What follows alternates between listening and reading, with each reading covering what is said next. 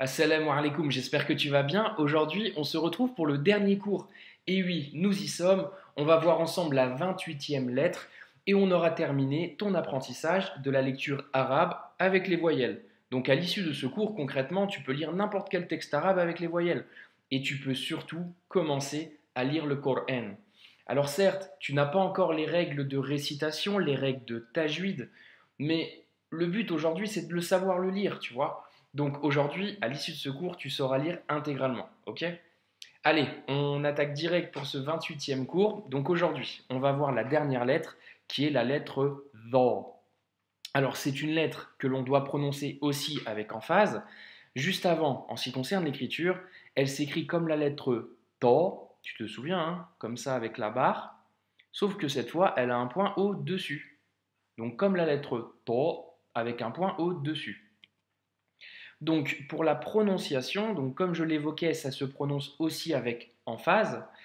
Pour t'aider à la prononciation, souviens-toi la lettre del. Tu vois, c'est la lettre del avec un point au-dessus. Eh bien, ça nous donnait le son del. C'est le même son entre guillemets qu'on doit rechercher, sauf que là c'est avec emphase. Donc del, c'est aminci, dha, c'est avec emphase. Tu vois? Donc souviens-toi la lettre del pour t'aider à prononcer la lettre dha, car c'est sur la même base finalement. Là c'est de manière amincie et là c'est de manière emphatique. Petit focus sur ton apprentissage. Donc aujourd'hui, hein, tu sais lire l'intégralité des lettres que l'on a vues ensemble. On s'attaque à cette lettre-là, la lettre dha. Et pour te faciliter, je t'ai remis l'alphabet dans son intégralité que l'on a vu ensemble lors de ces cours. N'hésite pas à te faire une capture d'écran. Ça peut t'aider d'aide-mémoire notamment. Si tu commences à lire un livre, le Coran, eh bien garde ça à portée de main. Si tu as du mal sur une lettre, eh bien ça peut t'aider, ok? Allez, on se refait ensemble la lecture. Donc ici nous avons Alif, Ba, Ta, Tha, Jim, Ha, Kha, Del, Vel, Ra, Zay, Sin. Tu vois ici c'est aminci, hein. Del, Vel. Tu vois, aminci, léger. Ensuite, Shin, Sod, Dod, To, Tho. La fameuse lettre du jour d'ailleurs, Tho. Tu vois, ici on a bien les quatre lettres avec emphase. Je les appelle un peu les quatre grosses lettres, entre guillemets, hein. Tu vois, c'est un grand S, un grand D, un grand T et un grand DH. Donc, Sod, Dod, To, Tho. Ensuite, Ain, Rein, Fa, Kof, Kef, Lem. Tu vois d'ailleurs entre ces deux lettres, Kof, Kef, Kof, Kef. Et ensuite, dernière ligne, Mim, Nun, Ha, Waw, Ya et la Hamza. La Hamza, tu te souviens, c'est le blocage qui te sert d'ailleurs à porter les consonnes en fait. Ça te sert à porter le A, le I ou le OU. Allez, je te propose direct de mettre en pratique ce qu'on a vu ensemble sur cette lettre, la fameuse lettre THA. Et donc, pour la lecture, ça nous donne avec les voyelles courtes THA, THI, THU, THUN, THIN, THON. Ensuite, voyelles longues, hein, comme d'habitude. THO, THI, THU. Ça marche? Donc, concrètement, pour t'aider à la prononciation, je t'ai mis les quatre lettres emphatiques que l'on a vues ensemble lors de ces derniers cours et je t'ai remis entre guillemets, hein, je dis bien entre guillemets, l'équivalence en aminci. C'est juste pour que tu fasses la distinction à l'oreille, hein.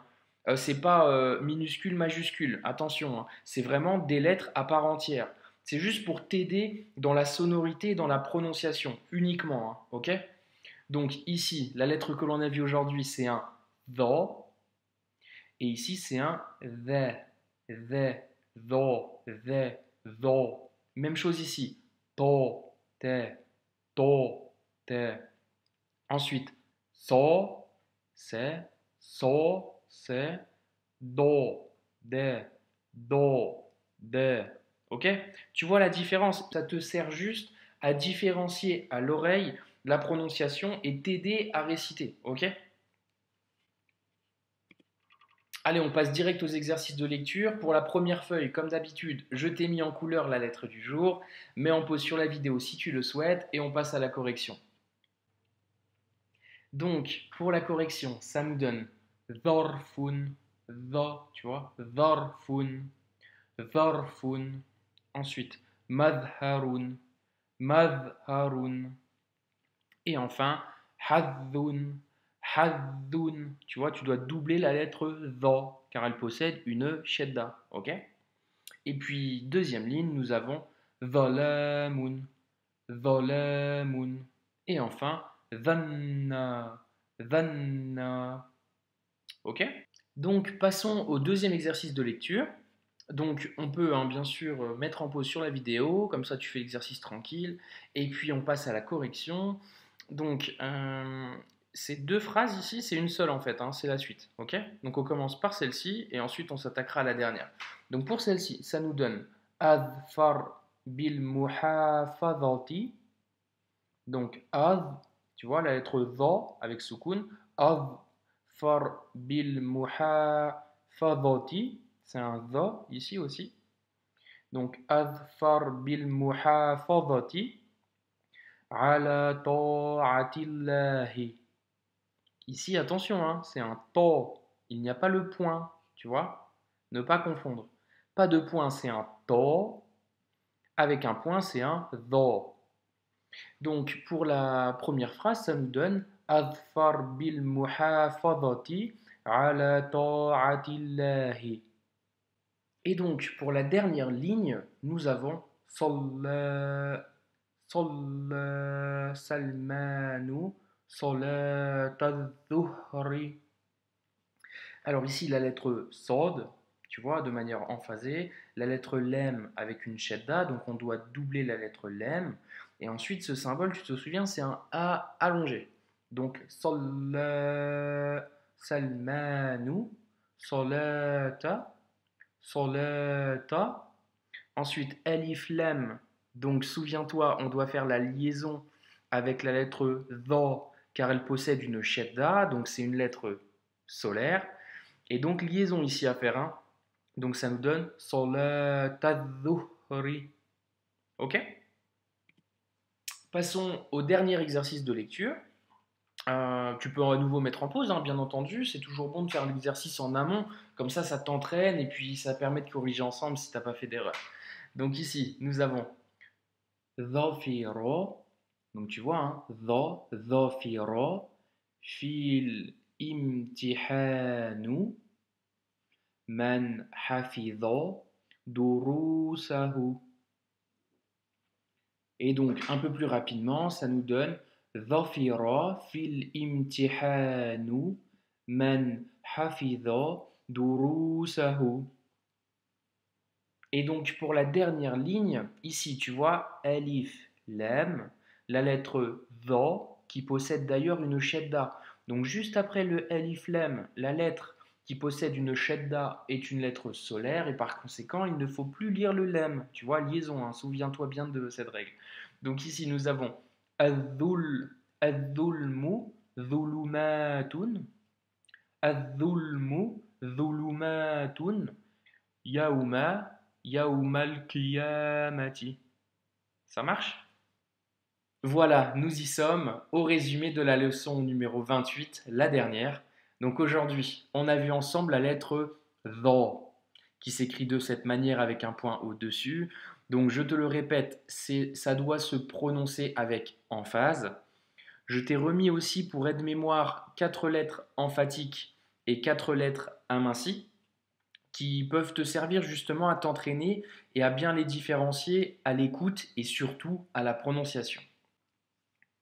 Donc, comme tu le sais, c'est la dernière leçon.